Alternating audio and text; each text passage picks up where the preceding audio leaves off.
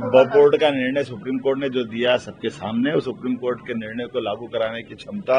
यशस्वी प्रधानमंत्री श्रीमान नरेंद्र मोदी जी ने एक बार नहीं कई बार साबित किया। जब श्री राम मंदिर का फैसला हो तो देश को विश्वास में लेकर न केवल उस निर्णय को लागू कराया, हमारे बीच 40 साल पहले सुप्रीम कोर्ट के निर्णय को राजीव गांधी जी की सरकार ने बदल दिया था मुस्लिम बहनों के साथ। आज हमें इस बात का गर्व है वो पुराने फैसले को भी लागू कराने का साहस यशस्वी प्रधानमंत्री के माध्यम से देश ने देखा है। तो ऐसे जो फैसले माननीय न्यायालय देते हैं ये हमारी और हमारी पार्टी की नीति रहती है कि हम न्यायालय का सम्मान करते हैं, न्यायालय जो निर्णय देता है हम उसको लागू। अभियंता दिवस के अवसर पर आज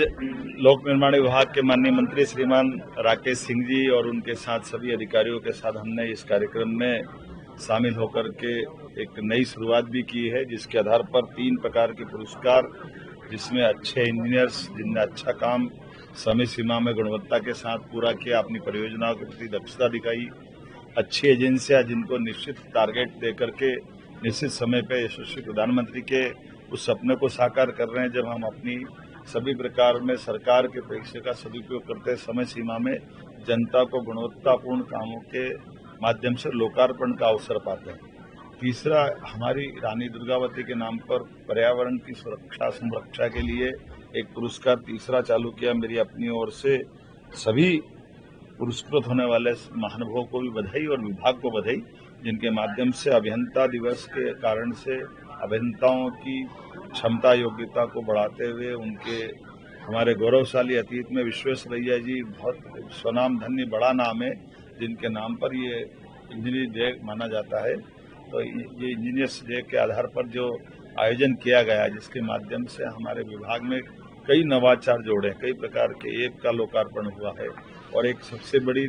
मध्य Pradesh engineering research and training institute की स्थापना का प्रस्ताव की हमने घोषणा की है हमारी सरकार के द्वारा। पीडब्ल्यूडी विभाग में माननीय मंत्री जी को बधाई देना चाहूँगा, जिनके कारण से हमारे प्रदेश भर के 2000 से ज़्यादा इंजीनियर्स हैं जो अब रोज अपनी इस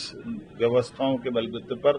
नवीन टेक्नोलॉजी से भी रूबरू होना पड़ता है। नए नए कामों के चैलेंज भी आते हैं और कामों की गुणवत्ता भी बनाए रखना। ऐसे में कई बार हमको बाहर हमारे इंजीनियर को ट्रेनिंग के लिए भेजना पड़ता है। इस इंस्टीट्यूट को बनने के बाद बाहर भेजने के बजाय राज्य में ही सभी प्रकार की तकनीकी दक्षता के अवसर वो पाएंगे,